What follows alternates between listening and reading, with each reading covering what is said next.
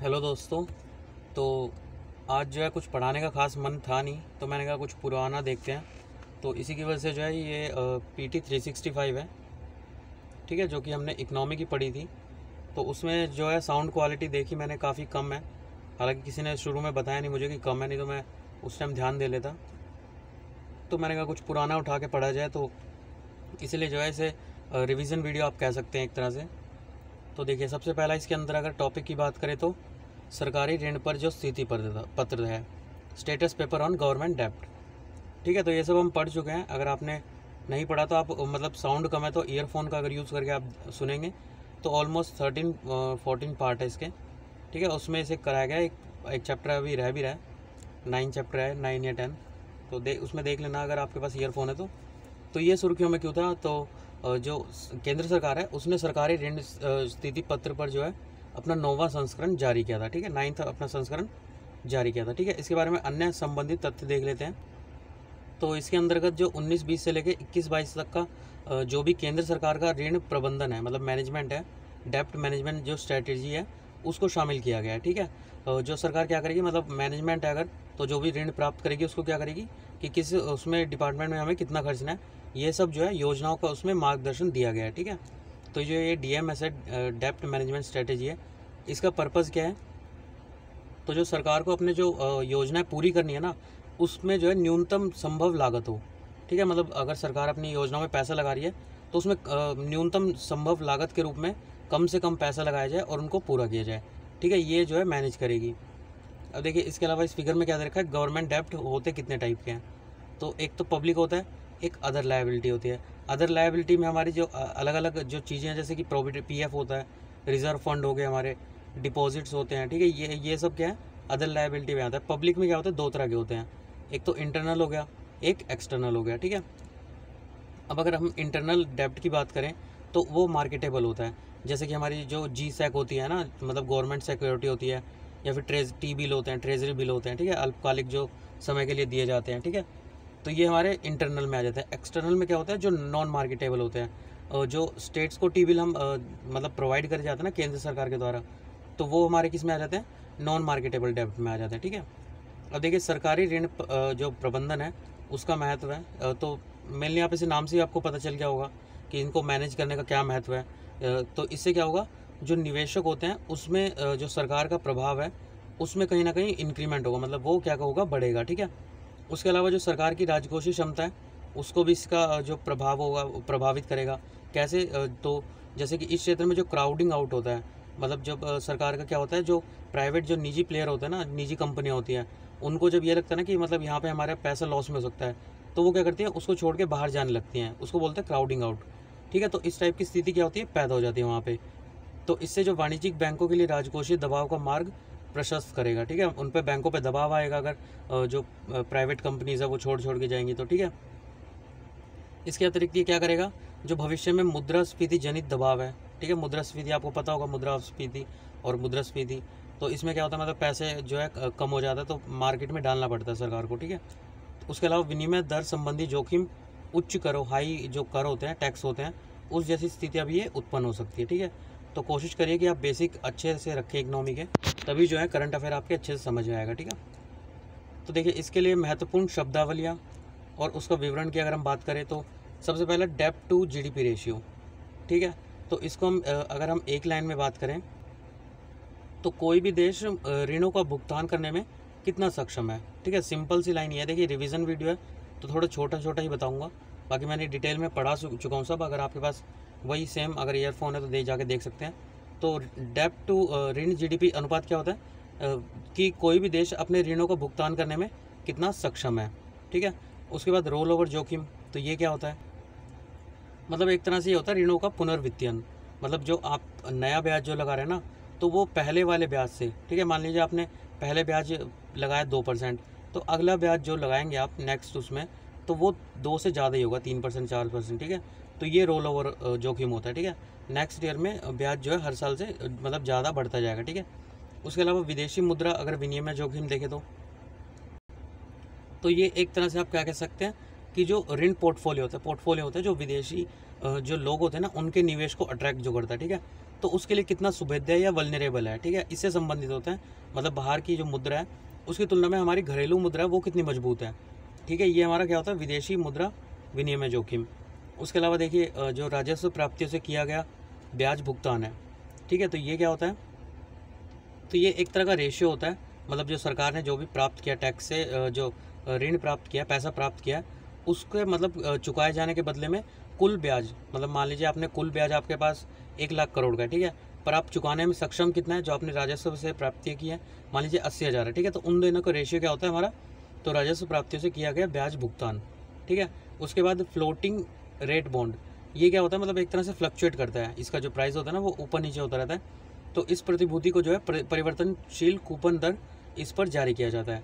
उसके बाद जो है सकल राजकोषीय घाटा, अब ये क्या होता है, तो सिंपल लैंग्वेज में जो कुल व्यय किया है हमने उसकी अधिकता से है, ठीक है, वसूल किए गए कुल ऋण सहित जो हमने पैसा वसूल किया है, उसके अलावा जो हम कुल व्यय की जो अधिकता होती है उसको हम सकल राजकोषीय घाटा कहते हैं, फिस्कल डेफिसिट,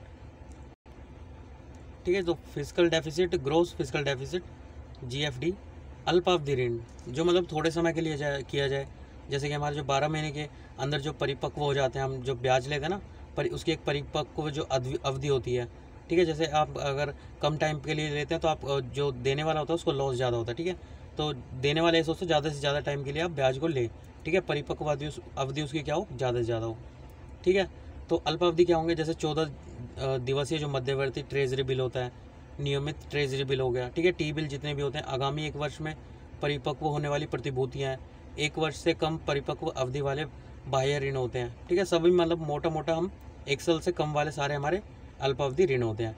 ट्रेजरी बिल क्या होते हैं, तो ये भी अल्पकालिक वाले होते हैं, मतलब ये बिल गवर्नमेंट सिक्योरिटीज़, ये एक तरह से होती क्या है, जैसे कि मान लीजिए अगर पैसे मार्केट में कम है, ठीक है, तो सर जैसे RBI क्या करता है, तो अपने जो गवर्नमेंट सिक्योरिटीज़ होते हैं ना उनको जो है वो कर देता है, उनके प्राइस बढ़ा देगा, ठीक है। गवर्नमेंट सिक्योरिटीज़ के प्राइस बढ़ जाएंगे तो क्या होंगे, जो हमारे वाणिज्यिक बैंक वगैरह होते हैं वो इनमें पैसा कम खर्च करेंगे, ठीक है, ठीक है। और इसके रिस्पेक्ट में हमारा RBI क्या करता है, मार्केट में पैसे को इनफ्लो कर देता है, छोड़ देता है, ठीक है।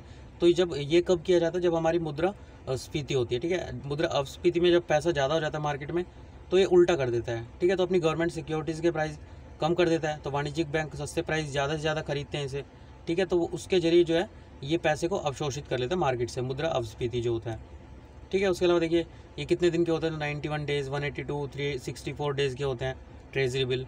उसके बाद 16 दिवसीय इंटरमीडिएट ट्रेजरी बिल, ये क्या होते हैं, तो जो ये होते हैं इससे गैर विपणन योग्य उपकरण से है, तो विपणन का मतलब क्या होता है, मार्केटेबल, ठीक है, गैर विपणन मतलब नॉन मार्केटेबल, जो उसमें होता है यूज़ कर सके। ये किनको प्रोवाइड किए जाते हैं, तो जितनी भी हमारी राज्य सरकार होती है उन पर जब पैसे कमी हो जाती है तो कुछ निश्चित ब्याज दर पर जो सेंट्रल गवर्नमेंट होती है वो इनको वो करती है, देती है, ठीक है, अनुशंसित करती है। उसके बाद देखिए जो संधारणीय ऋण प्रबंधन है उसके प्रति केंद्र सरकार का दृष्टिकोण क्या है, ठीक है।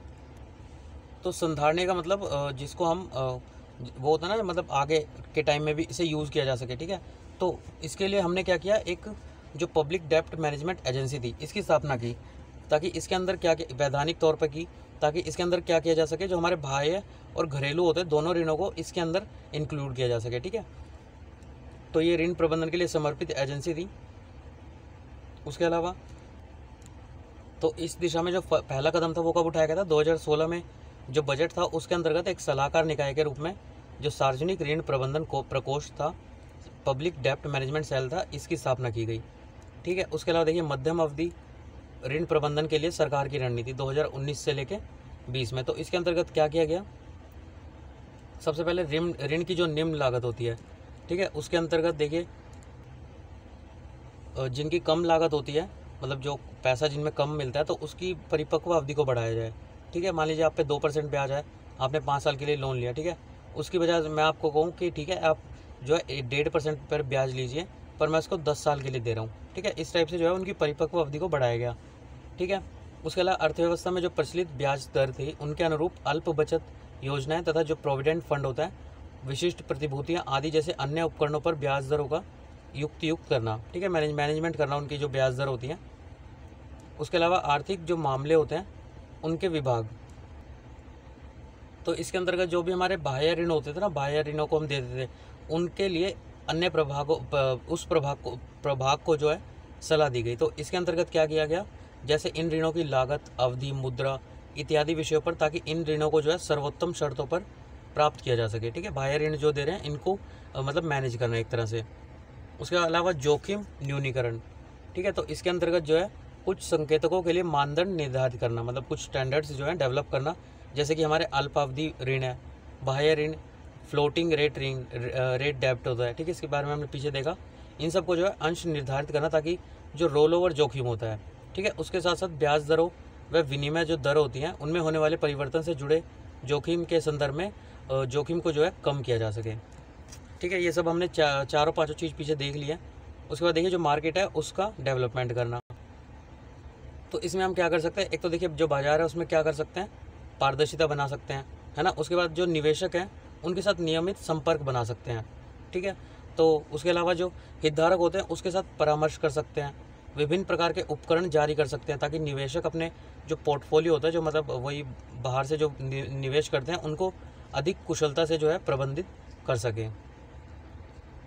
ठीक है, उसके अलावा क्या कर सकते हैं हम इस मामले में, तो देखिए बड़े पैमाने पर जो वांछित अवधि वाले मानदंड होते हैं, ठीक है, उनका निर्माण कर सकते हैं हम।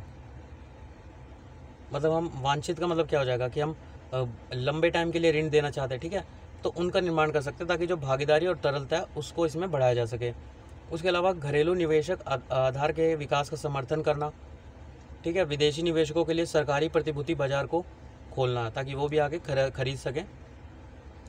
उसके बाद देखिए जो ऋण संधारणीयता है उसके संकेतकों पर भारत का अगर प्रदर्शन देखें हम,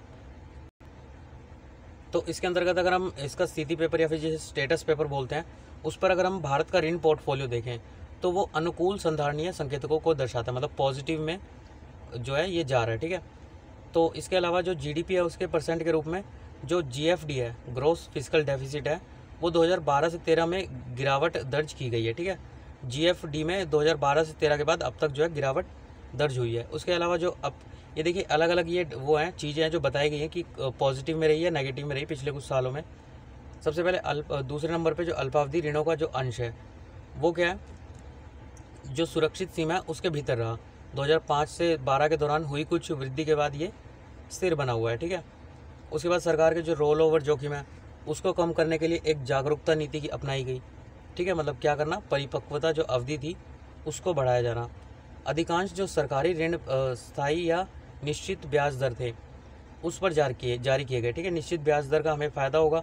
ठीक है, उसके अलावा 2019 में अस्थायी जो आंतरिक ऋण थे उनका अंश जो है जीडीपी में केवल 0.9% तक रखा गया। ठीक है, ये सब देखिए यहाँ पे बेसिक चीज़ें अगर आपने पढ़ रखी है तो आपके काफ़ी इजीली समझ आ रही होगी। अगर नहीं पढ़ रखी है तो थोड़ा बहुत तो इसमें वैसे डेफिनेशन दे रखी है। उसके अलावा देखिए जो कि बजट पर ब्याज दर की अस्थिरता को प्रभाव कम करता है। उसके अलावा हमारे जो बाह्य ऋण है वो कम है, मतलब निम्न अंश है उसका। ठीक है, तो बाह्य ऋण जो हमारा कम है वो क्या दर्शाता है, जो ऋण पोर्टफोलियो है उसकी संवेदनशीलता जो है पर्याप्त नहीं है भारत में। ठीक है, उसके अलावा राज्य सरकार के अगर ऋण की बात करें तो राज्य का जो ऋण जीडीपी अनुपात है वो 2018 में 25% से घटकर 2019 में 24.8% हो गया है, जो कि अच्छी खबर है। ठीक है, राज्य सरकारों के समग्र पोर्टफोलियो में जो सार्वजनिक ऋण की हिस्सेदारी है उसमें वृद्धि हुई है। ठीक है, उसके अलावा इसका हिस्सा उनके सकल घरेलू उत्पाद में 19.1% तक रहा।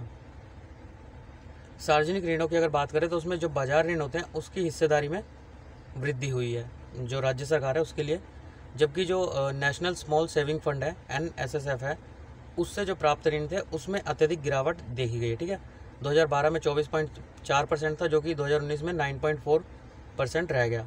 ठीक है, विगत कुछ वर्षों में जो केंद्र से प्राप्त होने वाला ऋण है उसमें भी कमी आई है, मतलब जो केंद्र राज्य को देता है 2019 में कुल देनदारियों का केवल 3.5% ही रहा, जो कि केंद्र ने राज्य को दिया।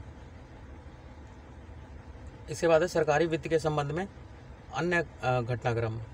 ठीक है, तो सेस और सरचार्ज मतलब उपकर और अधिभार, मतलब जो टैक्स पे टैक्स लगता है ना। ठीक है, तो ये वही है सेस और अधिभार, जैसे कि जो हमारे सिगरेट वगैरह ये जो वो होते हैं ना, सिगरेट हो गया, अल्कोहल हो गया, इन पे टैक्स लगता है, तो ये वो होते हैं। ठीक है, तो इसके अंतर्गत देखिए क्या हुआ, सुर्खियों में क्यों रहा, तो जो हमारी केंद्रीय कर है उसका जो डिविजिबल पुल है उसमें जो है राज्यों का हिस्सा कितना था, 2019 में 36.6% था, वो कम होकर जो है 2020 में 32.4 हो गया है। ठीक है, तो इसके अंतर्गत देखिए, तो इसके अंतर्गत सकल कर जो होता है ना, मतलब डिविजिबल पुल क्या होता है, डिविजिबल विभाज्य पुल। तो सकल कर जो प्राप्त होता है उसका जो स्टेट और जो सेंटर में हमारा डिवीज़न होता है ना, उसको जो है डिविजिबल पुल कहते हैं। ठीक है, तो इसके अंतर्गत जो हमारा ये सेस और सरचार्ज होता है ना, ये इंक्लूड नहीं होता है। ठीक है, जो डिविजिबल पुल है इसमें ये दोनों इंक्लूड नहीं होता है। तो 2019 में ये 36.6 से 32.4 हो गया। ठीक है, अन्य संबंधित अगर तथ्य देखें हम इसके बारे में, जो स्टेट को वो था अनुशंसित था वो 42% था 14वें वित्त आयोग की तरफ से, उसके अकॉर्डिंग ये बहुत कम है 32.4। ठीक है, उसके अलावा जो हमारा आर्टिकल 270 वो क्या कहता है कि जो उपकर और अधिभार होते हैं वो आरोपित करने की अनुमति प्रदान करते हैं, जो कि क्या करते हैं, केंद्र राज्य को साथ साझा करने की आवश्यकता नहीं होती। मतलब ये जरूरी नहीं है कि जो हमने उपकर और अधिभार प्राप्त किए हैं वो हम राज्य को दें। ठीक है, तो वो सेंटर अपने पास रख लेता है। तो उपकर क्या होता है, किन विशिष्ट उद्देश्यों के लिए जो अधिरोपित किया जाता है। वहीं अधिकार क्या होता है, करों पर आरोपित कर, टैक्स ऑन टैक्सेस, टैक्स पे टैक्स जो लगाया जाता है वो अधिभार होता है। ठीक है, ये होता है कुछ टाइम पीरियड के लिए लगाया जाता है, फिर जब सरकार के जो कार्य होते हैं वो पूरा हो जाता है तो वो हटा देते हैं। ठीक है, इन दोनों की प्रकृति क्या होती है, अस्थायी होती है, मतलब जब सरकार को पैसा चाहिए होता तब वो लगा देते हैं। ठीक है, यहाँ पे एग्जाम्पल दिया गया है, जो स्वच्छ भारत अभियान था उस पर जो लगाया गया था स्वच्छ भारत कर। ठीक है, 50 लाख रुपए से अधिक आय होने पर 10% अधिभार जो है आरोपित किया जाता है। ठीक है, उसके अलावा देखिए, अधिभार जो होता है उसके आरोपण के समय उसके उद्देश्य को निर्धारित करने की आवश्यकता नहीं होती है। ठीक है, जैसे उपकर में होता है कि हमें बताना होता है कि ये इस उसके लिए लगाया जा रहा है, अधिभार में ऐसा कुछ नहीं होता। यह जो है संघ सरकार के विवेक पर निर्भर करता है और अधिभार के माध्यम से उगाए गए धन का प्रयोग किसी प्रयोजन के लिए कर रही है, ये मतलब सीधा सेंट्रल गवर्नमेंट अपने मन से लगा सकती है। तो इसके लिए राज्यों की चिंता क्या है कि राज्य द्वारा इन करों की जो स्थायी प्रकृति है उसका विरोध किया जा रहा है। मतलब जो केंद्र सरकार जो स्थायी प्रकृति के अधिभार लगा रहे हैं तो उसका विरोध किया जा रहा है कि उन्हें या तो मतलब ख़त्म कर दिया जाए, राज्य सरकार कह रहा है, या फिर उन्हें विभाज्य पुल में इसका एक हिस्सा बनाया जाए ताकि इसका जो फ़ायदा होता है वो जो है स्टेट के साथ भी डिस्ट्रीब्यूट हो सके। ठीक है, उसके बाद देखिए, तो केंद्र राज्य उपकरों का जो उपयोग है वो राज्यों के जो प्रशासनिक अधिकार क्षेत्र है उसमें प्रवेश करने हेतु एक साधन के रूप में इसका यूज़ किया जा रहा है। जैसे कि कृषि कल्याण उपकर है ना, कृषि किसका मुद्दा है, राज्यों का मुद्दा होता है, तो यहाँ पे सेंटर इस पे जो है स्टेट लगा के टैक्स लगा के और यहाँ पे पैसा उगा रही है। ठीक है, स्वच्छता, स्वच्छ भारत मिशन उपकर, ठीक है, इस टाइप के उपकर लगा के वो उसके प्रशासनिक अधिकार क्षेत्र में प्रवेश कर रही है। उसके बाद देखिए सरकारी उधार, तो इसके अंतर्गत क्या किया गया है, जो हमारा वित्त मंत्रालय उसने जो उसका सकल बाजार ऋण लक्ष्य था, ठीक है, मतलब जो पैसा जो बाजार से लिया जाता है उसको बढ़ाकर कितना कर दिया, 12 लाख करोड़ रुपए कर दिया है। ठीक है, लेने का मतलब यहाँ पे जो वो वसूल करती है एक तरह से, तो ये उसको 12 लाख करोड़ रुपए कर दिया, ऐसा आरबीआई के परामर्श से 2020 से 21 के लिए किया गया है। ठीक है, और देखिए इसके बारे में अगर हम अन्य संबंधित तथ्य देखें तो जब सरकार को पैसे की ज़रूरत होती है, उसको अपने व्यय के मध्य संतुलन जो होता है उसको बनाना होता है, तो वो जो गवर्नमेंट सिक्योरिटीज़ होती है ना, वो ट्रेजरी बिल होते हैं, इनसे जो है उधार लेती है, मतलब इनको जो है बेच देती है और फिर पैसा ले लेती है। ठीक है, तो ऐसा करने के लिए जो है उधार सरकार द्वारा लिया गया ऋण है, जो बजट संबंधी दस्तावेज में जो पूंजीगत प्राप्ति होती है ना, ये उसके अंतर्गत शामिल नहीं होता है। ठीक है, तो इसका कारण क्या हो सकता है, तो सिंपल सी बात है, अगर राजस्व है उसमें कमी हो, ठीक है, निवल का मतलब होता है नेट, तो राजस्व जो नेट जो कर राजस्व है उसमें अपेक्षित कमी हो। उसके अलावा शेयर बाज़ारों में रिकॉर्ड मंदी ने जो विनिवेश के माध्यम से धन जुटाना कठिन बन गया हो। सिंपल शेयर बाजार में क्या हो, रिकॉर्ड मंदी दर्ज की गई हो। ठीक है, उसके अलावा उनका जो व्यय होता है उसमें बढ़ोतरी हो गई हो, जैसे कि कोरोना में क्या हुआ था, राहत पैकेज दिए गए थे, आय हस्तांतरण, समर्थन उपाय आदि के लिए 1.7 लाख करोड़ रुपए की राशि जारी की गई थी। ठीक है, तो इससे राजस्व में कमी आई। बढ़ती उधारी से जो है जो बॉन्ड बाजार होता है उस पर भी कहीं ना कहीं दबाव पड़ता है। ठीक है, और निजी क्षेत्र के लिए जो क्राउडिंग आउट होता है, पूंजी का एक तरह से बहिर्गमन, उसकी समस्या उत्पन्न हो जाती है। ठीक है, उसके अलावा देखिए राजकोषीय घाटे के तेज़ी से बढ़ने की संभावना है, जो यह दर्शाता है कि अर्थव्यवस्था को कोविड-19 के जो नेगेटिव इफेक्ट है उससे बचाने के लिए सरकार के पास बड़े पैमाने पर वित्तीय जो प्रोत्साहन है उसके लिए सीमित विकल्प है। ठीक है, अगला टॉपिक है राज्यों के लिए उधार सीमा। ठीक है, तो ये कितनी जो है वो की गई है, तो 3% से बढ़ाकर ये कितनी की गई है, 5%। जो उनका सकल राज्य घरेलू उत्पाद है उसको 3 से 5% कर दिया गया है। अब थोड़ा सा इसके बारे में देख लेते हैं कि राजकोषीय उत्तरदायित्व एवं बजट प्रबंधन अधिनियम 2003 इसके अनुसार तो जो राजकोषीय घाटा है उसको कम करना उद्देश्य है इसका। ठीक है, तो उसको कम करने के लिए जो वित्तीय अनुशासन है उसकी एक संरचना स्थापित की गई है। ठीक है, जिसके अंतर्गत क्या किया गया, जो अधिनियम है उसके तहत सरकार द्वारा जो राजकोषीय घाटे हैं उसको 31 दिसंबर 2021 तक जो जीडीपी है उसके 3% तक सीमित करने का लक्ष्य निर्धारित किया गया है। ठीक है, राजकोषीय घाटे को कितना, 3% तक सीमित करने का लक्ष्य निर्धारित किया गया है। उसके अलावा जो सरकार है उसके द्वारा सामान्यतः अपने जो घाटा होता है उसकी पूर्ति के लिए आरबीआई से ऋण लेती है वो। ठीक है, सरकार के पास जब पैसा कम हो जाता है वो क्या करती है, आरबीआई से ऋण ले लेती है, या फिर जो हमारे ट्रेजरी बिल होते हैं या फिर बॉन्ड होते हैं, इन जैसे जो प्रपत्र होते हैं उनको जारी करके पूंजी बाजार के माध्यम से धन जुटाती है, जैसा कि हमने यहाँ पे अभी ऊपर पढ़ा था। ठीक है, तो राज्यों ने अपने लिए जो FRBM अधिनियम है, जो उनके वार्षिक बजट घाटे को जो ग्रोस स्टेट डोमेस्टिक प्रोडक्ट है उसके जो 3% है उस तक सीमित रखने का इसे लक्ष्य रखा गया है। ठीक है, उसके अलावा देखिए जो इनकी सीमा थी वो 3 से 5% कर दी। अन्य संबंधित तथ्य अगर हम देखें तो जो राज्य है उनके द्वारा जो FRBM अधिनियम है इसके तहत निर्धारित जो उधार सीमा है वो 3% में बढ़ोतरी हेतु आग्रह किया जा रहा है। ठीक है, तो जो ये 3 से 5% जो इन्हें दिया जाएगा वो कब दिया जाएगा, जो उनके द्वारा किए जाने वाले विशिष्ट सुधार है उसके अधीन। अगर ये सुधार अभी नीचे देखेंगे हम कौन से सुधार हैं, तो उनका 3 से 5% कर दिया जाएगा। ठीक है, पर राज्य जो है वो 3% में से बढ़ाने का आग्रह कर रहा है। ठीक है, तो देखिए उसका आधार क्या है कि वो 5% कब होगा, तो मान लीजिए इसको इन्होंने अंकों में डिवाइड किया है कि 200 अंक का एक जो है प्रोग्राम है जिसके अंतर्गत जो 50 अंक है उसके जो है उधारकर्ता शर्त रहित होंगे। ठीक है, 50 अंक वाले कौन से अभी आगे देखेंगे।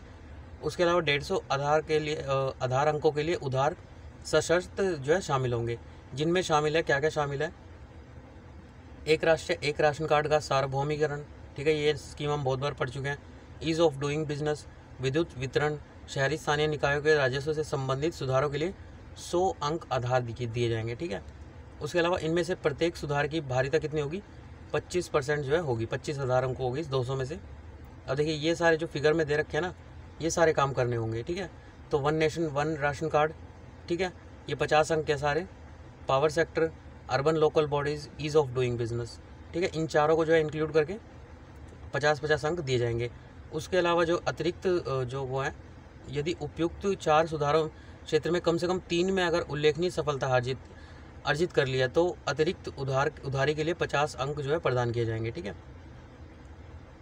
उसके अलावा देखिए संबंधित जो केंद्रीय विद्युत आवासन और शहरी कार्य वाणिज्य एवं उद्योग मंत्रालय व खाद्य प्रसंस्करण उद्योग मंत्रालय इन सुधारों के संदर्भ में राज्य के प्रदर्शन की निगरानी और मूल्यांकन करेंगे। ठीक है, तो ये 2 मंत्रालय हैं, एक तो हमारे ये केंद्रीय विद्युत आवासन शहरी कार्य वाणिज्य और उद्योग मंत्रालय, और दूसरा कौन सा है, खाद्य प्रसंस्करण उद्योग मंत्रालय। ठीक है, इन दोनों के द्वारा निगरानी और मूल्यांकन किया जाएगा। उसके बाद देखिए सचिवों के अधिकार प्राप्त समूह और परियोजना विकास प्रकोष्ठ, empowered group of secretariat and project development cell, PDC। तो ये सुर्खियों में क्यों है,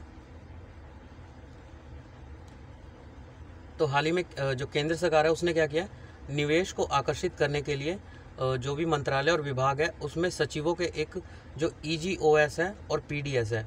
ठीक है, ये हमने ऊपर देखा क्या होता है, सचिवों के अधिकार प्राप्त समूह और परियोजना विकास प्रकोष्ठ क्या होता है, सेल होता है। ठीक है, इनकी स्थापना को मंजूरी दे दी है। ठीक है, ताकि विदेशों को जो है निवेश को आकर्षित कर सके। तो सबसे पहले EGOS देख लेते हैं ये क्या होता है, तो इनकी संरचना देख लेते क्या है। तो इसमें जो है एक कैबिनेट सचिव द्वारा इसकी अध्यक्षता की जाएगी। ठीक है, जो कैबिनेट मिनिस्टर होते हैं उनमें से जो उनका सचिव होता है उनकी द्वारा इसकी अध्यक्षता की जाएगी। नीति आयोग के मुख्य कार्यकारी अधिकारी इसके सदस्य शामिल होंगे।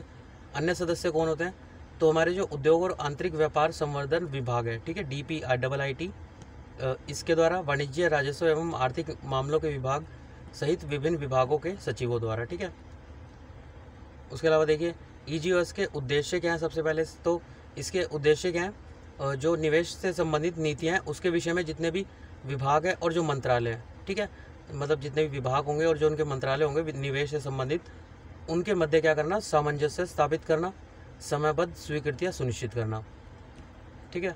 उसके अलावा देखिए जो फास्ट ट्रैक निवेश मंजूरी है उसके माध्यम से क्या किया जाएगा, निवेश आकर्षित करा जाएगा और वैश्विक निवेशकों को जो निवेश समर्थन और सुविधाएं उपलब्ध करवाई जाएंगी, ठीक है। उसके अलावा जो सबसे ज़्यादा निवेश करने वाले होंगे उनको क्या किया जाएगा, उनके निवेश को सुविधाजनक बनाया जाएगा और निवेश परिदृश्य में जो नीतिगत स्थायित्व और सामंजस्य है वो स्थापित किया जाएगा, ठीक है। उसके अलावा विभागों द्वारा रखे गए जो निवेश प्रस्ताव का मूल्यांकन है वो किया जाएगा और विभागों के अधिकार प्राप्त जो समूह होते हैं उनके द्वारा विभिन्न चरणों के समापन के लिए निर्धारित जो है लक्ष्य दिए जाएंगे, ठीक है। उसके अलावा देखिए पीडीसी के बारे में देख लेते हैं ये क्या होता है। तो EGOS क्या था, विभागों और जो मंत्रालय थे निवेश के उनके बीच में सामंजस्य स्थापित कर रहा था। ये क्या करेगा, केंद्र और राज्य सरकार के बीच में समन्वय स्थापित करेगा, ठीक है। उसके लिए निवेश योग्य परियोजनाओं के विकास के लिए एक पीडीसी की जो है स्थापना की जाएगी इसके अंतर्गत। उसके अलावा ये जो है परियोजना तैयार करेगा किसके लिए, तो देखिए सबसे पहले भूमि की उपलब्धता, इसके आवंटन के लिए, निवेशकों द्वारा जो निवेश के लिए पूर्ण विस्तृत परियोजना रिपोर्ट है। उसके अलावा स्वीकृतियाँ जो होती हैं इन सब के लिए एक जो है प्रारूप तैयार करेगा, ठीक है। उसके अलावा ये क्या करेगा, तो निवेश आकर्षित करने और उसे अंतिम रूप प्रदान करने के लिए क्रम से ऐसे मुद्दों की पहचान करेगा जिनका समाधान करने की आवश्यकता है और उन्हें अधिकार प्राप्त समूहों के समक्ष रखा जाएगा, ठीक है। उसके अलावा देखिए जो पीडीसी है वो निवेश करने योग्य परियोजना की अवधारणा को विकसित करेगा, रणनीति तैयार करेगा, उससे जो है कार्यान्वित और प्रसारित करने में मदद करेगा, ठीक है। अब देखिए आर्थिक रिकवरी, इकोनॉमिक रिकवरी देख लेते हैं कि अभी तक कितनी हुई है।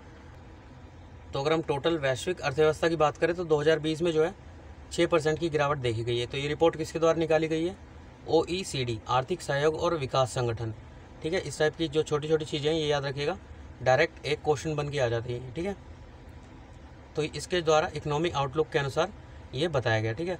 अब देखिए भारतीय अगर अर्थव्यवस्था की बात करें तो जो NSO है, नेशनल स्टैटिस्टिकल ऑफिस है, आपने जो स्टैटिक पार्ट होता है उसमें पढ़ा होगा इसके बारे में।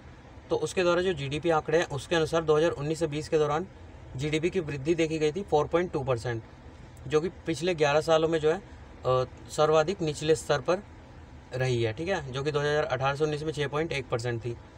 उसके अलावा वास्तविक आधार पर प्रति व्यक्ति आय में वृद्धि, रियल टाइम में जो पर कैपिटा इनकम है 2019 से 20 में 3.1% थी, 2018 से 19 में ये 4.8% थी, ठीक, कम हो गई ये भी। राजकोषीय घाटे या फिस्कल डेफिसिट, तो ये 2019 से 20 में जो है 4.59% तक पहुंच गया था GDP का।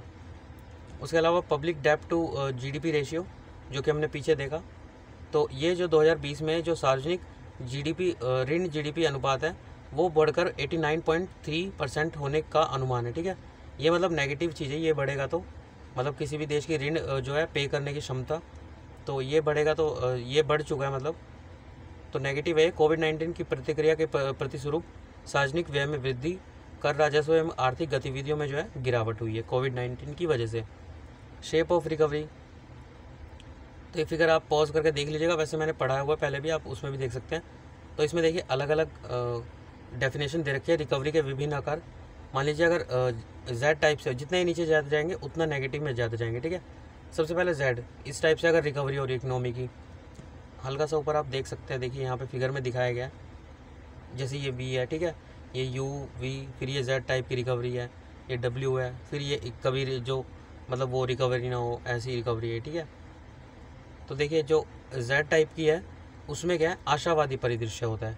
V की रिकवरी में अगला सर्वोत्तम परिदृश्य है V में, ठीक है, मतलब जितनी आप नीचे गए उतने ही सेम आ गए, ठीक है। U आकार में क्या होता है, पहले अर्थव्यवस्था में जो है पहले गिरावट आती है, फिर उसके बाद जो है निम्न समृद्धि दर दिखाती है, ठीक है, इस टाइप से जाती है, फिर उसके बाद कुछ टाइम तक यहाँ पे सेम वो रहती है, सस्टेन रहती है, ठीक है, उसके बाद फिर रिकवर हो जाती है, ठीक है। W आकार की रिकवरी, तो इसमें पहले समृद्धि दर में गिरावट आती है, फिर सुधार होता है, लेकिन यहाँ पुनः गिरावट आती है, मतलब एक बार ऐसा हुआ थोड़ा सुधार आया फिर गिरावट आती है और उसके पश्चात अर्थव्यवस्था वापस पटरी पर आ जाती है सेम, ठीक है। इस प्रकार W आकार जैसा चार्ट प्रदर्शित करती है। कोविड-19 की द्वितीय लहर की स्थिति में इस प्रकार के प्रारूप की भविष्यवाणी की गई है, ठीक है, मतलब अभी तो चल ही रही है द्वितीय लहर, देखते हैं एल आकार की रिकवरी, सबसे ख़राब स्थिति। मान लीजिए ये आपकी इकोनॉमी ऐसे गई और ऐसे चली गई, ये एल टाइप है, ठीक है, सबसे बेकार स्थिति है। जे आकार में क्या होता है, अवास्तविक परिदृश्य है ये, ठीक है, क्योंकि मान लीजिए ये आपकी इकोनॉमी यहाँ से गई और दोबारा इतनी ऊपर चली गई, ये तो अवास्तविक परिदृश्य है, ठीक है। के आकार क्या है, एक ऐसा परिदृश्य जिसमें अर्थव्यवस्था के विभिन्न क्षेत्रों या खंडकों का प्रदर्शन के अक्षर की भुजाओं की तरह होता है, ठीक है। तो देखिए ये फिगर में ऊपर दे रखा है, जो भारत की फर्स्ट वेव में जो चली थी, तो इसमें देखिए रिकवरिंग इंडस्ट्री यहाँ पे चली गई और industrial needing assistant, travel, entertainment, hospitality, जो होटल वगैरह होते हैं, फूड सर्विसेज, वो नीचे चली गई, ठीक है। तो ये के टाइप की रिकवरी हो जाती है। उसके अलावा देखिए पीएम केयर फंड्स, तो इसको जो है एक याचिका डाली गई, इसे जो है जो एनआरडीएफ है उस फंड में हस्तांतरित करने के लिए उस याचिका को डाला गया था, जो कि सुप्रीम कोर्ट ने उसे खारिज कर दिया, ठीक है। नेशनल डिज़ास्टर रिलीफ फंड, ठीक है, एक नेशनल होता है, एक स्टेट जो होता है डीआरएफ होता है, ठीक है, तो उसको खारिज कर दिया गया। तो हालांकि इसका कोई वो है भी नहीं, अब किसी ने अगर पर्सनली कहा है कि ये मेरा केयर फंड है, इसमें पैसे डालिए, तो किसी को अधिकार नहीं कि उसको जाके उसको किसी में भी ट्रांसफ़र कर दे, ठीक है। तो इसके बारे में संबंधित तथ्य देख लेते हैं। सुप्रीम कोर्ट ने जो पीएफ केयर फंड है उसके बारे में कुछ महत्वपूर्ण टिप्पणियाँ की हैं, ठीक है। कोविड-19 में इसे बनाया गया था कि ये दो भिन्न भिन्न संस्थाएं हैं। पीएम केयर फंड से एनडीआरएफ में जो धनराशि है उसके अंतरण हेतु निर्देश देना अस्वीकार कर दिया है, ठीक है। तो जो ये है, ये 2005 के तहत स्थापित एक सांविधिक कोष है एनडीआरएफ। चूँकि पीएम केयर फंड को कोई सरकारी सहायता प्राप्त नहीं होती, अगर गवर्नमेंट उसमें पैसा डालती तो गवर्नमेंट का हक होता, पर ऐसा नहीं है। तो जो कैग द्वारा इसके लेखा परीक्षण की आवश्यकता नहीं है इसके अंतर्गत, ठीक है। अब किसी का ये पर्सनल फंड है तो हम इसमें किसी को भी प्रतिबंधित नहीं कर सकते कि मतलब इसको किसी के अंडर डाल दें या किसी के दायरे में लाए, कैग वगैरह के, ठीक है। यह स्वैच्छिक है, वॉलंटरी है ये। उसके अलावा देखिए कोविड-19 से व्युत्पन्न चुनौतियों का सामना करने के लिए एक राष्ट्रीय आपदा प्रबंधन योजना की आवश्यकता को यह कहते हुए अस्वीकार कर दिया कि यह जो है बोधगम्य नहीं है। आपदा आने के पश्चात एक योजना निर्मित की जाएगी, मतलब आप वेट करें कि आपका मतलब जब आपदा आ जाएगी तब आप एक योजना बनाएंगे, ठीक है। तो इसके लिए इसे जो है मना कर दिया गया था उस टाइम पे। पीएम केयर फंड बनाम इनके बारे में कंपैरिजन में देख लेते हैं। कोविड-19 के दौरान 2020 में बनाया गया था इसे। एनडीआरएफ 2005 के अधिनियम होने के बाद राष्ट्रीय आपदा आकस्मिक निधि, national calamity contingency fund, NCCF का नाम परिवर्तन करके एनडीआरएफ रख दिया गया, ठीक है। पर्पज़ क्या था इसका, तो किसी भी प्रकार की राहत या सहायता हेतु समर्थन प्रदान करना, स्वास्थ्य देखभाल या दवा विनिर्माण सुविधाओं का निर्माण या उन्नयन करना, ठीक है, वित्तीय सहायता पहुंचाना, भुगतान के लिए अनुदान समर्थन करना। उसके अलावा एनडीआरएफ क्या है, कोई भी खतरनाक आपदा होती है उसकी स्थिति या आपदा के दौरान आपातकालीन प्रतिक्रिया, राहत और पुनर्वास हेतु खर्चों का जो है पूरा करना। गंभीर प्राकृतिक आपदा की स्थिति में एसडीआरएफ को सहायता प्रदान करना, जो स्टेट डीआरएफ है उसको सहायता दी जाती है, ठीक है। अगर इसके प्रशासनिक तंत्र की बात करें तो ये मुझे लगता है 50 बार हमने पढ़ लिया होगा। तो इसके अंतर्गत जो प्रधानमंत्री पीएम होते हैं तो वो उसके प्रदेन अध्यक्ष होते हैं। उसके अलावा रक्षा मंत्री, गृह मंत्री और वित्त मंत्री इस निधि के जो है पदेन न्यासी या फिर जो ट्रस्टी होते हैं ना वो होते हैं तीनों, ठीक है। उसके अलावा जो न्यासी बोर्ड है उसके अध्यक्ष जो है पीएम के पास न्यासी बोर्ड में 3 ट्रस्टी को नामित करने की शक्ति होती है, ठीक है। ये जो ट्रस्टी हैं वो रिसर्च मतलब अनुसंधान, स्वास्थ्य, विज्ञान, सामाजिक कार्य, कानून, लोक प्रशासन और परोपकार के क्षेत्र में जुड़े प्रसिद्ध व्यक्ति होने चाहिए, ठीक है। ट्रस्टी के रूप में जो नियुक्त व्यक्ति है अपनी स्वतंत्र क्षमता जो होती है उसके साथ कार्य करता है। अगर एनडीआरएफ की बात करें तो इसका मैनेजमेंट कौन करता है, केंद्र सरकार द्वारा किया जाता है। और कृषि और किसान जो कल्याण मंत्रालय उसके तहत कृषि और सहकारिता विभाग चक्रवात, सूखा, भूकंप, आग, बाढ़, सुनामी, ओलावृष्टि, भूस्खलन, हिमस्खलन, मेघ प्रस्फुटन, कीटों का हमला कोई होता है, ठीक है, पाला, शीतलहर आदि से जुड़ी ये मतलब सारी आपदाएं हैं जिनके लिए राहत गतिविधियों को निगरानी करता है। और जबकि शेष प्राकृतिक आपदाओं की निगरानी कौन करता है, मिनिस्ट्री ऑफ होम अफेयर, गृह मंत्रालय करता है। इसके अलावा जो भी बची हुई है, ठीक है। अगर इसके निधि का स्रोत देखें तो ये तो वॉलंटरी, आपको पता है, कोई भी इसमें फिल्म एक्टर या ये सब इन सब ने मतलब जैसे दान किया था, ठीक है। इसे जो FCR है उसके तहत छूट प्रदान की गई है। अतः यह विदेशों में स्थित व्यक्तियों और संगठनों से दान तथा आर्थिक सहयोग को स्वीकार कर सकता है, ठीक है। तो FCRA क्या होता है, जो फॉरेन कंट्रीब्यूशन रेगुलेटिंग एक्ट है, मतलब जो विदेशों से धन प्राप्त करने के ऊपर जो वो लगाया जाता है तो वो इसके अंतर्गत आता है। इसे जो है पर छूट प्रदान की गई है, ठीक है। अगर एनडीआरएफ की बात करें तो इसे कुछ वस्तुओं पर जो है उपकर शुल्क या सीमा शुल्क से संबंधित आरोपित कर संग्रहित किया जाता है, ठीक है। और वित्त विधेयक के माध्यम से वार्षिक स्तर पर अनुमोदित इसे किया जाता है। लेखा परीक्षण या जो इसका आकेषण होता है उसकी बात करें तो निधि का लेखा परीक्षण स्वतंत्र लेखा परीक्षण द्वारा किया जाएगा, जिन्हें ट्रस्टियों द्वारा नियुक्त किया जाएगा। मतलब ट्रस्टी जिन्हें नियुक्त करेंगे वो इसका परीक्षण करेंगे, पर इसका जो है कैग द्वारा एनडीआरएफ के खातों का लेखा परीक्षण किया जाता है, ठीक है। अब देखिए डायरेक्ट टैक्स अगला टॉपिक है जो, तो देखिए ये क्या होता है, एक तरह से जो इम्पैक्ट और इंसिडेंस है इसका, मतलब जो टैक्स लगाया जा रहा है तो ये उसी पे पड़ेगा जिस पर ये सरकार जिस कंपनी पर या फिर किसी व्यक्ति पर जो लगाती है, ठीक है। अगर सरल शब्दों में कहें तो प्रत्यक्ष कर वह कर है जहाँ कोई व्यक्ति कर आरोपित करने वाले प्राधिकरण को प्रत्यक्ष कर का भुगतान करता है, डायरेक्ट टैक्स जो पे करता है, ठीक है। जैसे कि देखिए यहाँ पे जो फिगर में दे रखा है, टोटल जो टैक्स पे करते हैं वो है 15 मिलियन 1.15%, ठीक है, टोटल पॉपुलेशन का। जबकि टैक्स पेयर एक्चुअल में कितने हैं जो कि फाइल्ड किया जिन्होंने, तो 578 मिलियन, टोटल जो 5% है ये टैक्स पेयर है, इसमें से सिर्फ 15 मिलियन पे करते हैं, ठीक है। तो इसके अलावा देखिए इसे प्रोग्रेसिव टैक्स भी कहा जाता है, जैसे जैसे आपकी आय बढ़ती जाएगी तो आपके ऊपर टैक्स भी उतना ही बढ़ता जाएगा, ठीक है। इसके विभिन्न प्रकार हैं, जैसे कि आयकर, निगम कर लगता है, कॉर्पोरेट टैक्स, लाभांश वितरण टैक्स, प्रतिभूति लेन देन कर हो गया, उसके अलावा अनुषंगी लाभ कर होता है एवं संपत्ति कर, ठीक है। तो जो ये अनुषंगी लाभ कर कौन सा होता है, जैसे कि मान लीजिए आप किसी कंपनी में काम करते हैं, ठीक है, तो कंपनी ने आपको 5,000 रुपये दिए कि जाइए आप कहीं पर घूम के आइए, ठीक है, हर एम्प्लॉय के जरिए। तो कंपनी क्या करती है, उस पर से कोशिश करती है कि अपना ये जो पैसा है वो वसूल किया जाए, ठीक है। कुछ भी अलग अलग तरह के टैक्स लगा के मान लीजिए आपसे 2,000 3,000 वापस ले लेती है, तो ये हमारा ये अनुषंगी लाभ कर होता है, फ्रिंज बेनिफिट टैक्स, ठीक है। तो प्रत्यक्ष कर संबंधी सुधारों की आवश्यकता क्यों है, तो जो आयकर संरचना है इसका एक तो सरलीकरण करना, मतलब आयकर संरचना काफ़ी आपको पता है जटिल है, जैसे कि जब से जीएसटी लागू हुआ है थोड़ी सी और जटिल हो गई है। हालांकि अगर स्टेट और उस पर देखें तो काफ़ी हद तक इन्होंने सिंपल कर दिया जो टैक्स लेते हैं स्टेट और हमारी जो सेंटर है, ठीक है। पर अगर नॉर्मल इंसान के लिए कहें तो वो काफ़ी जटिल हो गया, 5%, 18%, 28% स्लैब, इस टाइप से, ठीक है। तो इसको सरलीकरण और युक्तियुक्त करना, कर प्रणाली में दरों की जो रेट स्ट्रक्चर है वो विगत 20 वर्षों से व्यापक तौर पर सेम ही रहा है, इसलिए टैक्स सिलेबस को सही करना आवश्यक है, ठीक है। इसके लिए जो पहला कदम है वो है निगम कर की संरचना का सरलीकरण एवं छूट की जो है चरणबद्ध जो समाप्ति हो, ठीक है। इसके अंतर्गत जो ऊर्ध्वाधर छूट न्यायसंगत नहीं है। ऊर्ध्वाधर क्या होता है, जो वर्टिकल होती है, मतलब जो छोटी कंपनियां उनको जो है अधिक करों का भुगतान करना पड़ता है, और साथ ही जो बड़ी संख्या में छूट प्रदान किए जाने के कारण राजस्व का अत्यधिक नुकसान भी होता है। मतलब अब ज़्यादा छूट प्रदान करेंगे तो आपको राजस्व प्राप्त नहीं होगा। उसके अलावा जो कराधान होता है उसका विस्तार किया जाए। इसके अंतर्गत जो निम्न कर दर है एवं जो सरलीकृत कर ढांचे हैं उसके कारण संभावित जो राजस्व हानि है उसकी समस्या से निपटने की सहायता प्राप्त करेगी, ठीक है। मतलब ज़्यादा से ज़्यादा जितना टैक्स का आप विस्तार कर सके कराधान का तो वो बेनिफिशियल होगा। कर याचिकाओं को कम करना,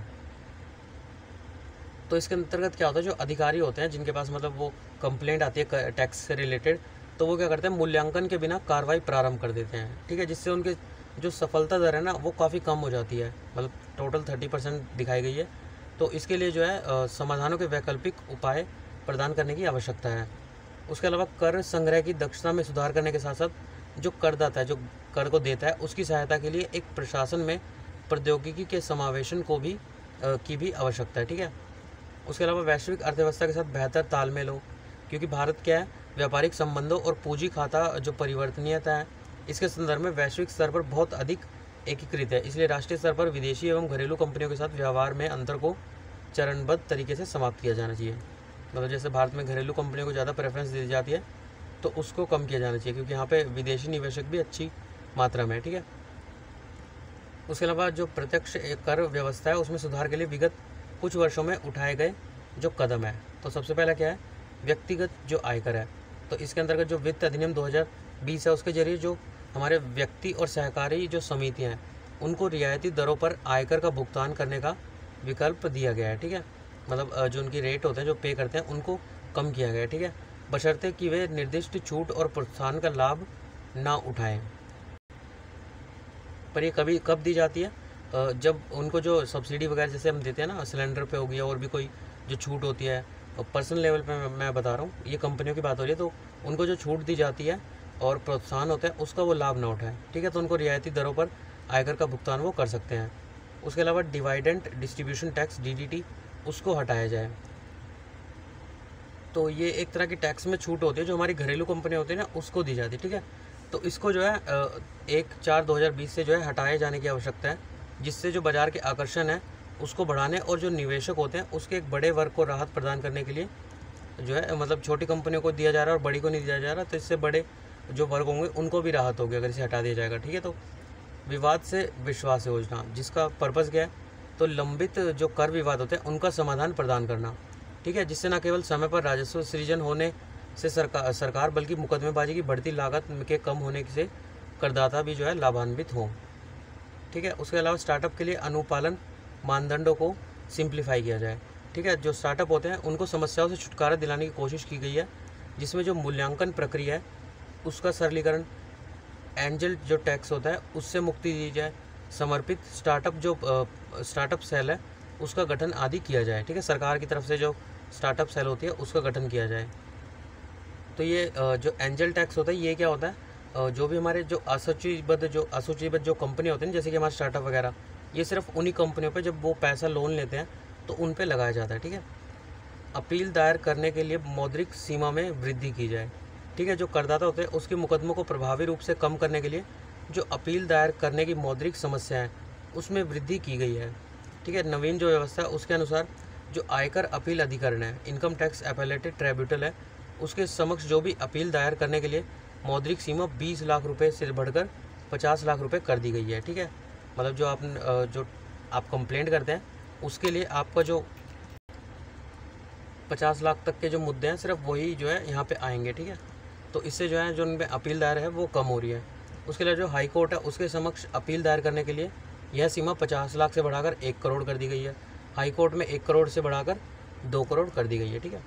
उसके बाद देखिए अगला टॉपिक है प्रत्यक्ष कर व्यवस्था में सुधार हेतु हालिया प्रयास। तो पहला प्रयास क्या है, पारदर्शी कराधान ईमानदार का सम्मान प्लेटफॉर्म, ठीक है। तो जिसका पर्पज़ क्या है, कर अनुदान को सरल बनाना, ईमानदार करदाताओं को पुरस्कृत करना, ठीक है। मतलब किसी को जो ईमानदार जो टैक्स पेयर है उसको पुरस्कृत करेंगे तो बाकी लोग भी इससे प्रोत्साहित होंगे, ठीक है। तो इसकी वजह से इस पोर्टल की मुख्य विशेषता क्या है, फेसलेस मूल्यांकन होगा, फेसलेस अपील होगी, करदाता चार्टर, मतलब कहीं पर भी आपकी शक्ल नहीं दिखाई देगी, ठीक है। और उसके अलावा एक चार्ट दिया जाएगा टैक्स पेयर का, फेसलेस मूल्यांकन। तो इससे क्या होगा, करदाता और आयकर जो अधिकार है उसके मध्य प्रत्यक्ष संपर्क को खत्म किया जाएगा, ठीक है।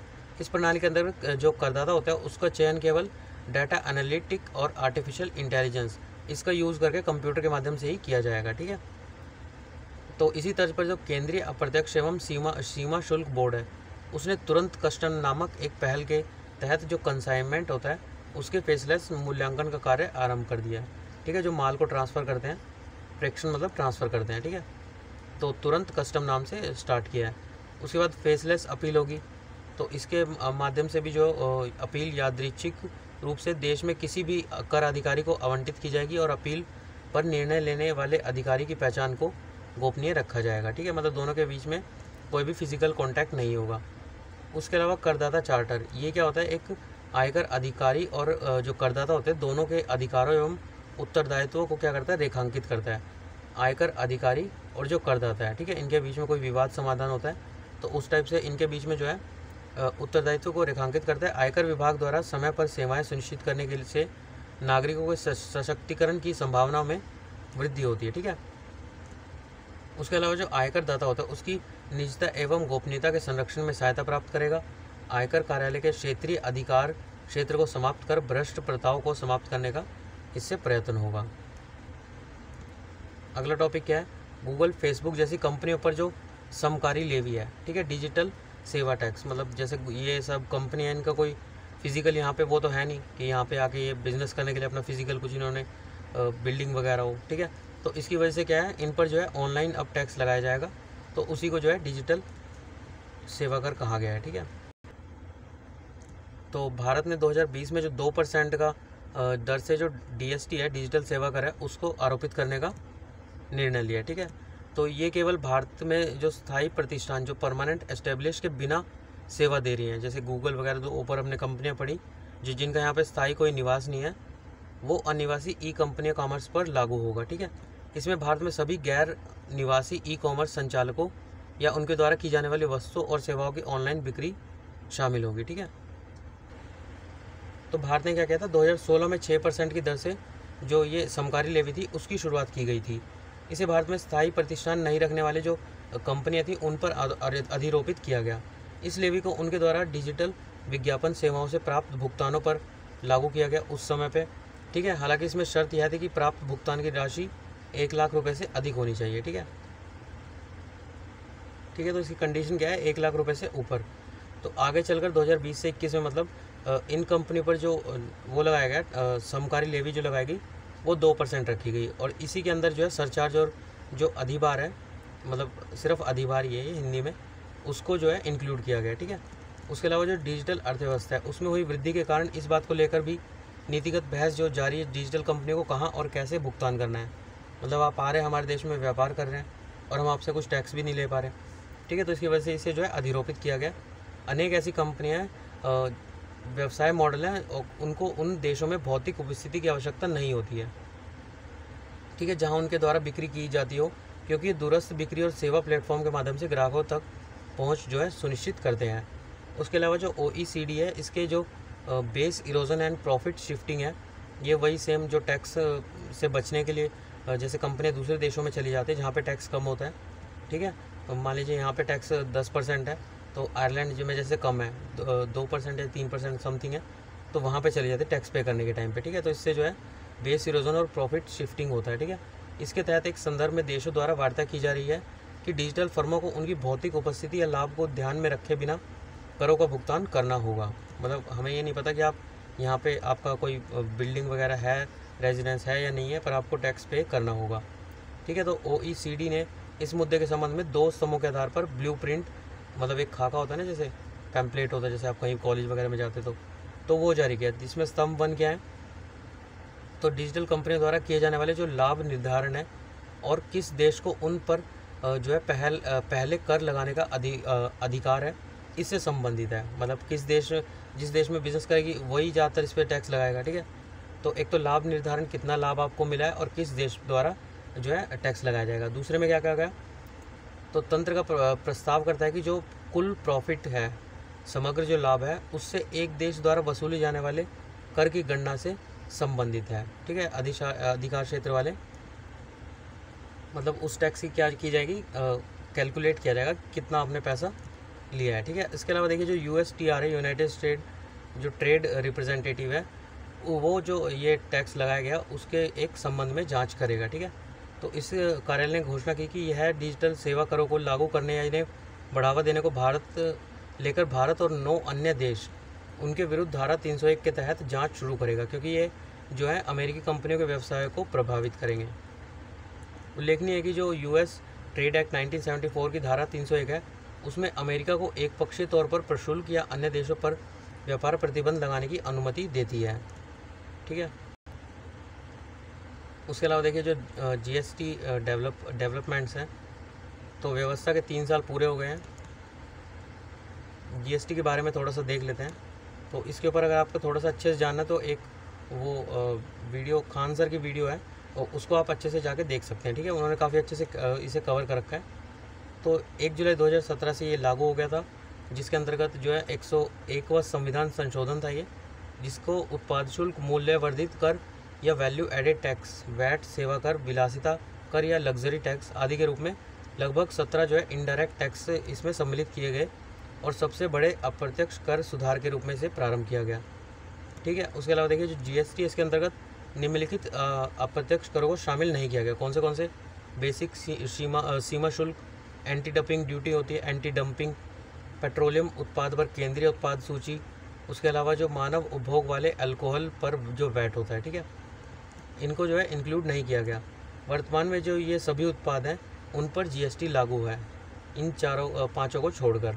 ठीक है, विद्युत स्टेट का है, रियल एस्टेट, अल्कोहल, पेट्रोलियम उत्पाद, ये चारों किसके हैं, स्टेट के अंदर आ जाते हैं। ठीक है, इन्हें 5, 12 और 28% के 4 अलग अलग स्लैब में वर्गीकृत किया गया। ठीक है, 4 स्लैब होते टोटल, 5, 12, 18, 28। तो जीएसटी परिषद संविधान का जो अनुच्छेद 279 का ए, कौन सा 279 का ए पार्ट, ठीक है, इसके तहत एक स्थापित एक संवैधानिक निकाय है जो जीएसटी से संबंधित मुद्दों पर संघ और राज्य सरकारों की क्या करती है, अनुशंसाएं प्रदान करती है। तो इसके लिए परिषद की अध्यक्षता जो है केंद्रीय वित्त मंत्री द्वारा की जाती है, ठीक है, और अन्य सदस्यों में केंद्रीय वित्त मंत्री, वित्त राज्य मंत्री और सभी राज्यों के वित्त या कराधान के प्रभारी मंत्री होते हैं, मतलब जितने भी कॉमर्स से रिलेटेड जो भी वो होते हैं वो इसमें आते हैं, ठीक है। अनुशंसाएं इसकी बाध्यकारी होती है और सभी निर्णय के 75% बहुमत से जो है लिए जाते हैं, ठीक है, जो मतलब बहुमत होता है 75% का, उनके द्वारा इसके निर्णय लिए जाते हैं। कुछ शब्दावली देख लेते हैं। तो मुनाफाखोरी रोधी, एंटी प्रॉफिटरिंग, ये क्या होता है? तो ये क्या होता है, जैसे कि मान लीजिए जीएसटी में अलग अलग स्लैब है ना, 5 है, 12 है, 18 है, तो पहले जो इन पे टैक्स लगता होगा वो सब पे सेम लगता होगा, तो 5% वाले को क्या होगा, इसमें फ़ायदा होगा 5, 12, 18 वालों को, ठीक है। तो इससे जो टैक्स बचेगा ना वो इन ग्राहकों को दोबारा दिया जाएगा, ठीक है। तो इससे क्या होगा, जो मुनाफाखोर रोधी कानून है उससे जो है इसके रूप में इसे नहीं जाना जाएगा, ठीक है। इससे इनको मतलब टैक्स जो है वो वापस मिल जाएगा, ठीक है। उसके अलावा इनपुट टैक्स क्रेडिट जो है, तो जो टैक्स आप पहले ही पे कर चुके हैं इनपुट पर, ठीक है, तो उसको जब टैक्स आप पे करेंगे तो उस समय पे उस टैक्स को जो है माइनस किया जाएगा। उसके बाद ई वे बिल क्या होता है, आपने काफ़ी बार सुना भी होगा। तो ये एक तरह क्या होता है, आवश्यक दस्तावेज होता है, जो मतलब जो व्यक्ति किसी भी माल को 10 किलोमीटर से दूर ले जाएगा और वो माल की वैल्यू जो है 50,000 रुपये से ज़्यादा हो, ठीक है, उसका कंसाइनमेंट की, तो ये एक तरह का डॉक्यूमेंट होता है। उसके अलावा विगत कुछ माह में जीएसटी से संबंधित प्रमुख अगर विकासक्रम देखें तो इसके अंतर्गत क्या किया जाएगा, जिसकी भी जो टर्नओवर है वो 5 करोड़ से अगर ज़्यादा का है तो उसको एक HSN कोड दिया जाना चाहिए, ठीक है, 2021 से, हार्मोनाइजिंग सिस्टम ऑफ नॉमेनक्लेचर। ये क्या होता है, तो विश्व सीमा शुल्क संगठन जो है, जो वर्ल्ड कस्टम ऑर्गेनाइजेशन है, उसके द्वारा इसे विकसित किया गया और सीमा शुल्क उद्देश्यों के लिए व्यापार की जाने वाली जो वस्तु होते हैं उसकी वर्गीकरण हेतु एक अंतर्राष्ट्रीय नामकरण कोड है ये, ठीक है। तो इसके अलावा जो वित्त मंत्रालय उसने भी ये संकेत किया कि जो फर्जी जीएसटी इनवॉइस है उसके जारीकर्ता और लाभार्थियों को विदेशी मुद्रा तस्कर संरक्षण और तस्करी निवारण अधिनियम जो कॉफ़ी पोसा है इसके तहत हिरासत में लिया जाएगा, ठीक है। अगर आप यहाँ पे फर्जी जीएसटी अगर वो सबमिट करते हैं तो आपको जो पोसा है, ठीक है, इसके बारे में ध्यान रखिए। पोसा किससे रिलेटेड है, तो फर्जी जीएसटी से। वर्तमान में जीएसटी अधिनियम, आयकर अधिनियम और धन शोधन निवारण अधिनियम, इसके तहत कार्रवाई प्रारंभ की जा रही है, ठीक है। Prevention of money laundering act, कोफ्पा अधिनियम जो है 1974 में विदेशी मुद्रा के संरक्षण, उसका संवर्धन करना, तस्करी की गतिविधियों को रोकना और इससे कुछ जुड़े हुए जो मामले हैं उनमें निवारक रोधक का प्रावधान किया गया है, ठीक है। उसके अलावा सुप्रीम कोर्ट ने जो है जो लॉटरी है, बैटिंग है, गैम्बलिंग है, ठीक है, उस पर जीएसटी की वसूली को उचित ठहराया, मतलब इस पर भी जीएसटी वसूल किया जाएगा। तो इसके अंतर्गत जो है संविधान का अनुच्छेद 366 का 12 है, जिसके तहत जो वस्तु की परिभाषा है वो समावेशी है और वस्तु के लिए कोई प्रतिबंधात्मक अर्थ देने का कोई अभिप्राय परिलक्षित नहीं होता है, ठीक है। तो अगर बाई चांस प्रीलिम्स में आ जाए कि हमारी ये चारों चीज़ें उसमें आती है कि नहीं जीएसटी में, तो बिल्कुल आती हैं अनुच्छेद 366 के 12 के तहत, ठीक है।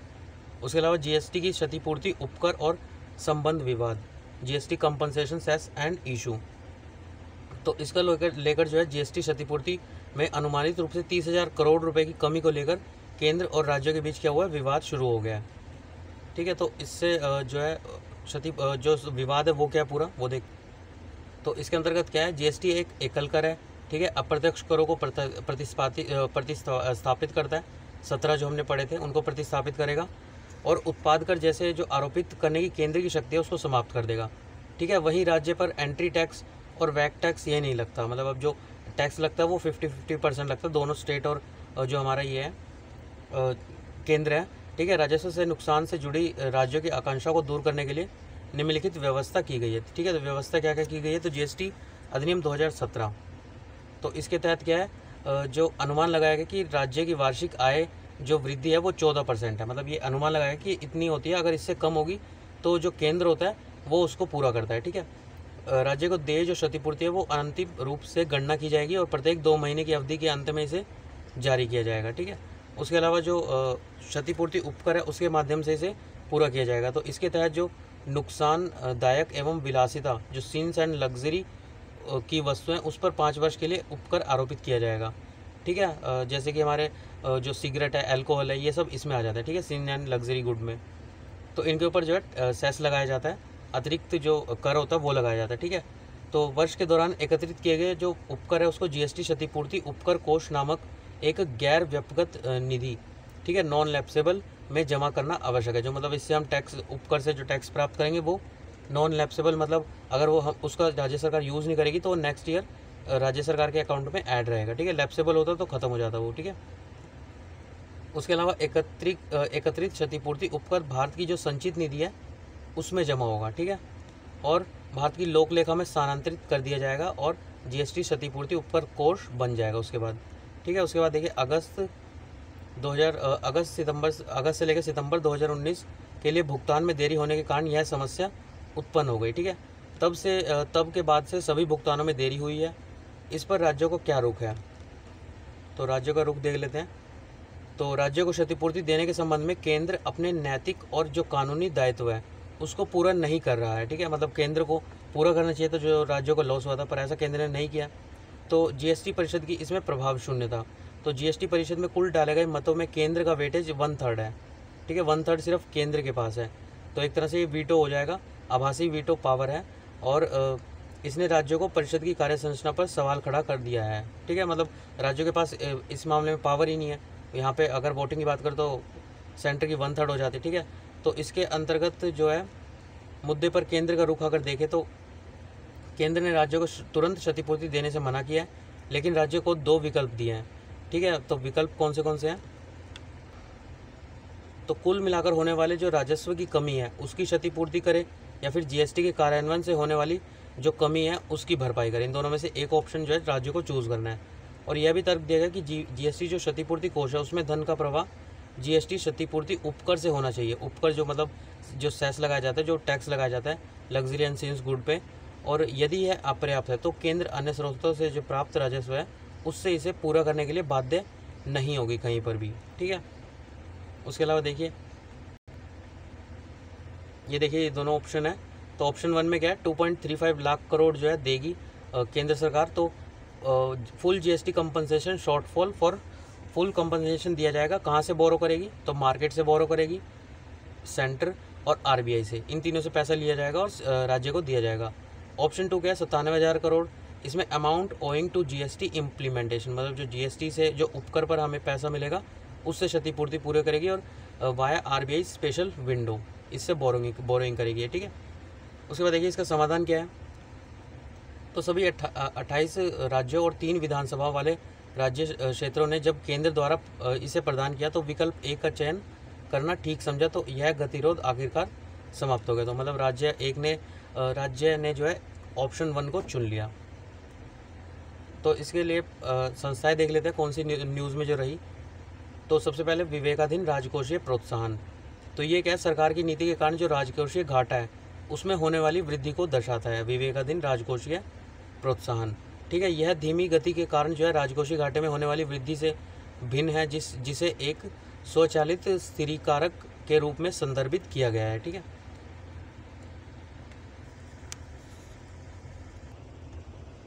तो सिंपल हम 1 लाइन में से याद रखेंगे कि विवेकाधीन राजकोषीय प्रोत्साहन क्या है, तो राजकोषीय में होने वाली जो वृद्धि होती है, राजकोषीय घाटा जो हो रहा है। ठीक है, उसके अलावा हस्तांतरण पश्चात राजस्व घाटा, तो ये क्या है, जो पोस्ट डेवल्यूशन रेवेन्यू डेफिसिट है PDRD, तो ये एक अनुदान वस्तुतः वित्त आयोग द्वारा प्रदत्त एक तंत्र है जहाँ क्या होता है, राज्यों की किसी भी हानि को केंद्र द्वारा क्षतिपूर्ति की जाती है। ठीक है, तो यह जो है स्थानीय ग्रामीण निकाय को सहायता के बाद वित्त आयोग द्वारा अनुशंसित अनुदान का दूसरा सबसे बड़ा खंड है।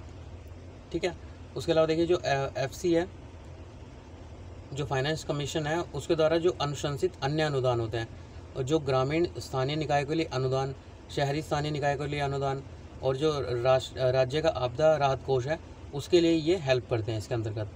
ठीक है, उसके बाद देखिए जो ट्रेजरी सिंगल अकाउंट है उसके अंतर्गत क्या होता है, सहकारी बैंक खाता होता है उसकी एकीकृत संरचना है, मतलब इसमें दोनों का अकाउंट होता है, राज्य का और सरकार का जो है वो होता है, शेयर होता है, जो सहकारी नकदी संसाधनों का समेकित दृष्टिकोण प्रदान करती है। ठीक है। उसके अलावा देखिए जो TSA है वो एक बैंक खाता या लिंक किए गए खातों का समुच्चय होता है, जिसके माध्यम से सरकार अपनी सभी प्राप्तियों और भुगतानों का लेन देन करती है। मतलब एक तरह का इनका गुच्छा होता है। तो यह सरकारी नकदी संतुलन पर प्रभावी व समग्र नियंत्रित सुनिश्चित करता है और उधार लेने की लागत को कम कर देता है। ठीक है। उसके बाद GDP, credit to GDP ratio, ये क्या होता है? तो भारत का जो है अनुपात ये 56% है ऋण GDP रेशियो का। उन्नत अर्थव्यवस्था में ये 150 से 200% के बीच तक है। ठीक है। तो ऋण GDP अनुपात जो है आर्थिक उछाल उसकी अवधि के दौरान बढ़ता है या आर्थिक मंदी के दौरान क्या होता है? कम होता है। ठीक है। तो इसके जो अंतराल है, इसकी दीर्घकालिक जो प्रवृत्ति है उसके मध्य का अंतर होता है। तो ये एक अर्थव्यवस्था में अत्यधिक ऋण वृद्धि एवं संकट के पूर्व लक्षणों के रूप में विस्तृत प्रणालीगत जो जोखिम है उसको इंगित करता है, उसको मतलब दर्शाता है। ठीक है। उसके अलावा देखिए जो बेसल 3 है उसके अंतर्गत जो ऋण GDP अनुपात है और इसकी जो दीर्घकालिक प्रवृत्ति है उसके मध्य अंतर का उपयोग कब किया जाता है? तो काउंटर साइक्लिकल जो कैपिटल बफर होते हैं उसके निर्माण के लिए एक पथ प्रदर्शक के रूप में किया जाता है।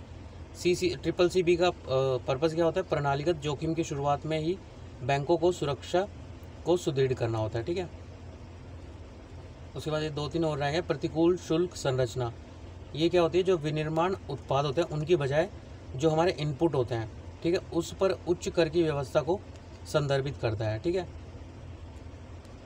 उसके अलावा देखिए जो घरेलू वित्तीय बचत है, तो ये क्या होता है? RBI के अनुसार जो हमारी जो HFS क्या है? तो हाउस होल्ड फाइनेंसिंग सेविंग जो है उसमें 2018 से 19 में GDP का 7.2 था, जो कि बढ़कर 19 से 20 में 7.7 हो गया घरेलू जो बचत हुई। ठीक है। तो निवल घरेलू बचत होती क्या है? तो सकल जो HFS है माइनस में हमारी वित्तीय जो देयताएँ होंगी, ठीक है, उनको माइनस कर देंगे। उसके बाद सकल घरेलू वित्तीय बचत मुद्रा, बैंक जमा, ऋण प्रतिभूतियाँ, म्यूचुअल फंड, पेंशन फंड, बीमा और छोटी बचत योजनाओं के निवेश को संदर्भित करता है। वित्तीय देयताओं के अंतर्गत जो बैंक होते हैं, गैर बैंकिंग जो NBFCs होते हैं, ठीक है, उसके अलावा जो आवास वित्तीय कंपनी होते हैं इसके ऋण को शामिल करते हैं। इसका कारण क्या है? तो 2019 में अर्थव्यवस्था में जो है स्लो डाउन के कारण बैंकों की ऋण वृद्धि में कमी आई। ठीक है। मतलब पैसा उनके पास आया नहीं तो उनकी ऋण वृद्धि क्या हुई? नेगेटिव में चलेगी। इसका एक कारण उपभोग में कमी भी हुई 2019 हुआ। देश की जो बचत प्रतिशत है उसमें भारतीय परिवारों का योगदान लगभग 60% है। ठीक है। उसके बाद देखिए जो अगला है पारंपरिक समझौता प्रक्रिया, म्यूचुअल एग्रीमेंट प्रोसीजर, MAP। तो ये क्या होता है? ये कर संधियों के अंतर्गत जो संचालित एक वैकल्पिक विवाद समाधान है, जिसके तहत जो कर संबंधी विवाद है उसको सुलझाने के लिए जो 2 देश होते हैं उसके सक्षम अधिकारियों के मध्य वार्ताएं की जाती है। ठीक है। केंद्रीय प्रत्यक्ष कर बोर्ड जो है हमारा CBC जो है उसने आयकर नियमों में संशोधन किया, जिसके अनुसार MAP तहत विवादों को 24 महीने की समयावधि के भीतर जो है सुलझा लिया जाएगा। मतलब 2 साल के अंदर सुलझा लिया जाता है। ठीक है। उसके बाद देखिए ये है राष्ट्रीय लोक वित्त एवं नीति संस्थान, ठीक है, national institute of public finance and policy. तो इसके अंतर्गत क्या है? ये क्या करता है? वित्त मंत्रालय के अंतर्गत एक स्वायत्त अनुसंधान संस्थान है, रिसर्च सेंटर है, जिसे 1976 में स्थापित किया गया। यह सोसाइटी पंजीकृत अधिनियम 1960 के तहत पंजीकृत है। इसके अधिदेश में जो विश्लेषणात्मक आधार है वो प्रदान करके सार्वजनिक नीतियों के निर्माण और सुधार में जो है केंद्र, राज्य और स्थानीय सरकारों की सहायता करना इसमें शामिल है। ठीक है। तो चलिए बस फ़िलहाल तो ये तो इतना ही है। उसके बाद फिर डेली रात में मैं कोशिश करूँगा कि रिवीजन में कुछ टॉपिक उठाएं जो कर चुके हैं पहले, उन्हें ही थोड़ा सा। एक तो जिसमें साउंड प्रॉब्लम है आप कमेंट बॉक्स में बता सकते हैं, जिसमें ज़्यादा ही साउंड प्रॉब्लम है उसको मैं इसमें रात में करा दिया करूँगा। ठीक है। दिन में फ्रेश टॉपिक लेंगे, जैसे कि कल अप्रैल का वो चलेगा हमारा जो मंथली करंट अफेयर आता है। ठीक है। उसके अलावा 21 का वो भी आ चुका है, अब क्या बोलते हैं जो डेली करंट अफेयर होता है, ये भी करेंगे। और कल रात में इसको कंटिन्यू करेंगे। अगर आप मैसेज में कमेंट बॉक्स में बताएंगे कि कौन सा टॉपिक है जिसमें बिल्कुल ही आवाज़ नहीं आ रहा है, तो उसे जो है करेक्ट करने की कोशिश करेंगे और थोड़ा रिवीजन के तौर पर भी इसे हो जाएगा। ठीक है। तो तब तक के लिए आप बैठे रहिए, पढ़ते रहिए एक कोना पकड़ के। ठीक है। और पसंद आता वीडियो लाइक सब्सक्राइब कर सकते हैं। And have a good day.